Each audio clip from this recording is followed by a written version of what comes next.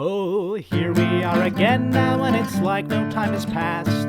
Gazing out upon the sunset as it sinks into the night. Many times it seemed as though a given day might be our last. Face to face with certain death, it's somehow coming out alright. I don't think that we have any cause to lament, but there's quite a lot of thrilling intent, thrilling intent, thrilling intent, thrilling intent.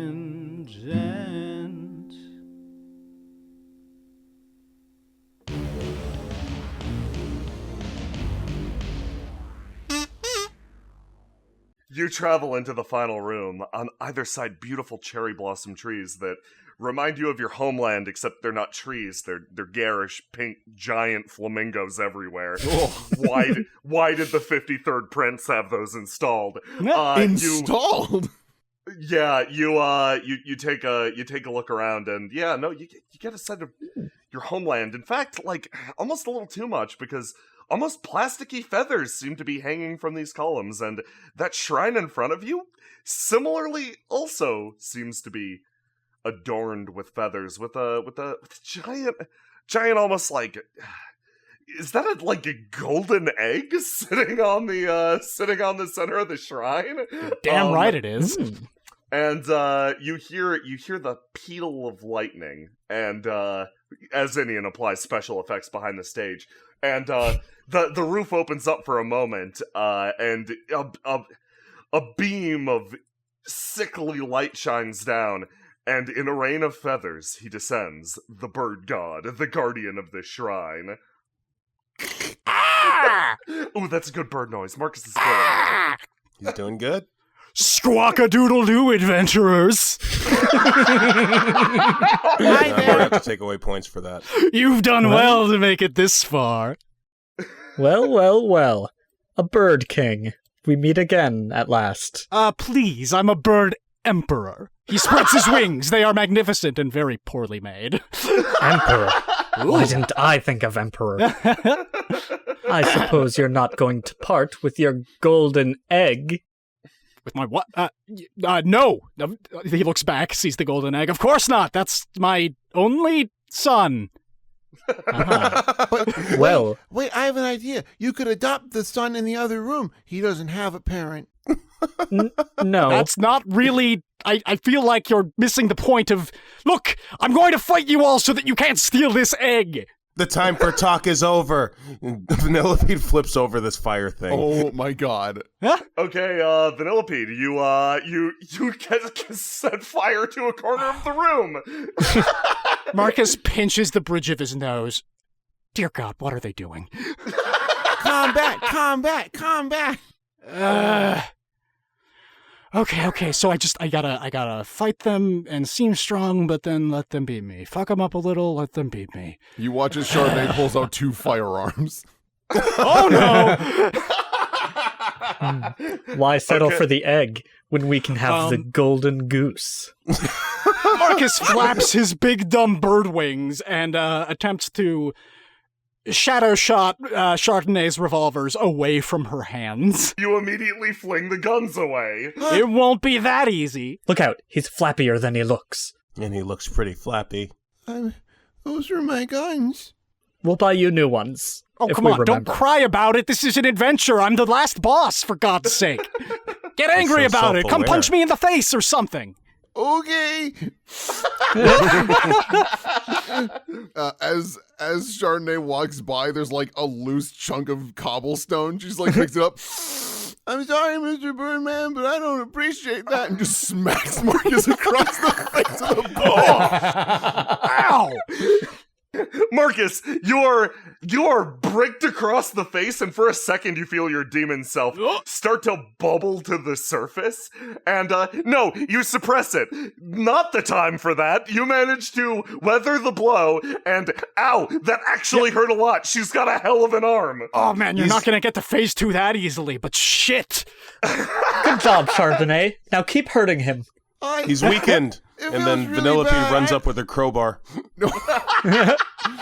Chardonnay just drops the brick. I'm really sorry. I don't know if I really want to fight you anymore. Fucking crowbar cracks him in the back. To the back of the head. Oh no! Yeah, no, I think just he tanks to the floor, just holding his head and Oh, this feels bad. I told you these guys were good. Yeah, I mean, they're doing pretty okay. Marcus is, like, not attacking them, so I think it's, like... I think this was a good pairing. We just gotta make sure they don't kill him. Vanilla Pete hits him again with the crowbar. Marcus, you, as they, like, start to group up around you and start whacking you, you feel an uncontrollable torrent of dark energy begin to build within your body. On the outside, as everyone's like, yeah, no, this is probably fine, everyone is thrown back across the room. They slam into walls.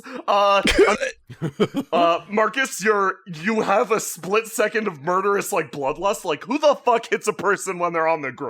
And then it dies down, you keep it together, your full demon form unveiled. You're still in that gaudy bird costume, though.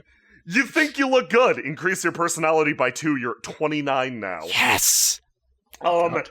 Meanwhile, on the far side of the room, Vanilla Pete, I'm gonna need you to roll luck. Chardonnay, I'm going to need you to roll luck. Ilias, I'm gonna need you to roll luck. You have all perished from that attack. Hey, you got a nat 1. Oh, I'm dead. Ooh. Vanilla Pete died. Ilias? Oh, well, that's a 19. That is a 19. Ilias, I'm gonna need you to burn some personality to berate both yourself and your comrades to not die. Okay. Ilias realizes that things may be getting serious, and he has to unlock his super technique. Yelling at people. Ilias, this is no way for a prince to be. You've got to show them that you're better than them. Meanwhile, on the far side of the room, Vanellope, you fly backwards from the force, crack your skull on the wall, and lie motionless on the ground. Hey, I bought you those clothes. Don't get your blood all over them. Hey, lazy. Yeah, I'm talking to you. Get off your ass. Give me another roll. This is like a boxing video game. Like, she's like faded. Is like, hey, Lacey. 16. 16, you're still dead! Ilias, more! I already have enough furniture. Stand up. 5. Finally, after just like a continuous 30 seconds of Ilias yelling at you, you struggle back to your feet. About time. I was about to reupholster you.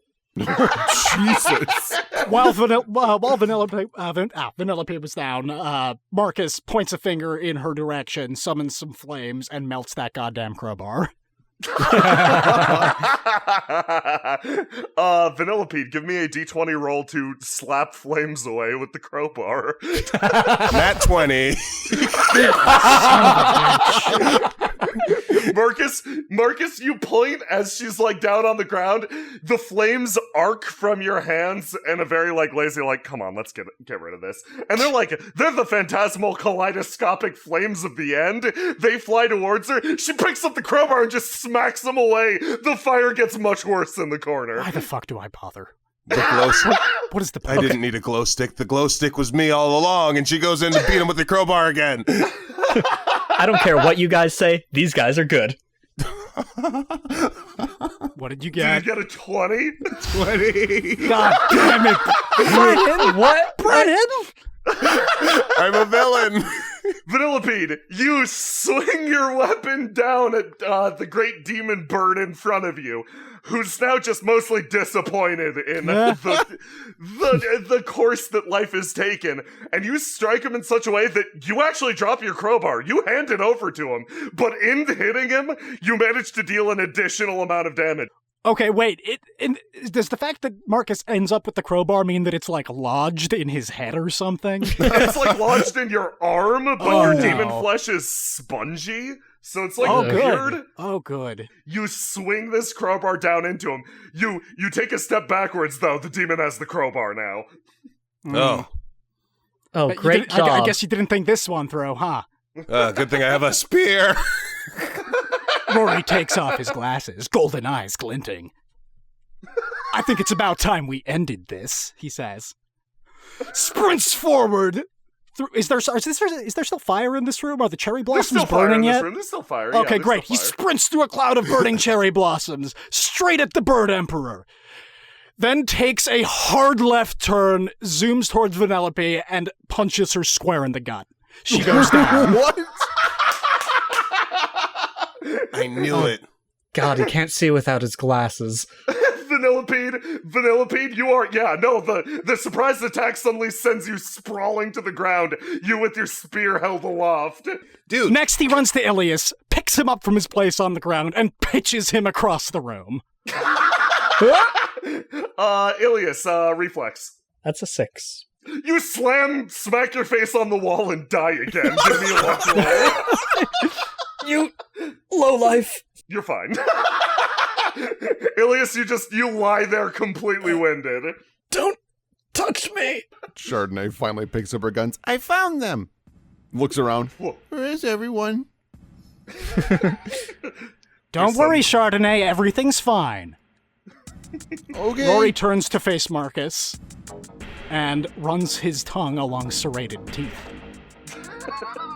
Ew. Whoa. Hello, Father, he says. Hello, what? Wait, what? Father? Son? You? What? Don't you recognize me? Don't worry, guys, I'll help. Rory throws out a handful of caltrop stars onto the ground. I'm sure there's nothing to worry about here. You know, this Rory fellow's pretty good at making dungeons dangerous. You swear that in the middle of all of this, you see Rory just eat one of these birds whole. Ooh, nostalgic. Rory pats this egg affectionately. Did you see whatever hatched out of that egg, Ashen Knight? 1, 2, 3, sprint! Or, worse, it could now be in the room that is completely pitch black forever. You hear Rory yelling for a split second, then he goes dead silent, and then you hear the same cheeky this ain't a big deal. Rory's skin kind of ripples, and he is suddenly a very different-looking humanoid with flat gray skin and an indistinguished face. It is, you believe, a doppelganger.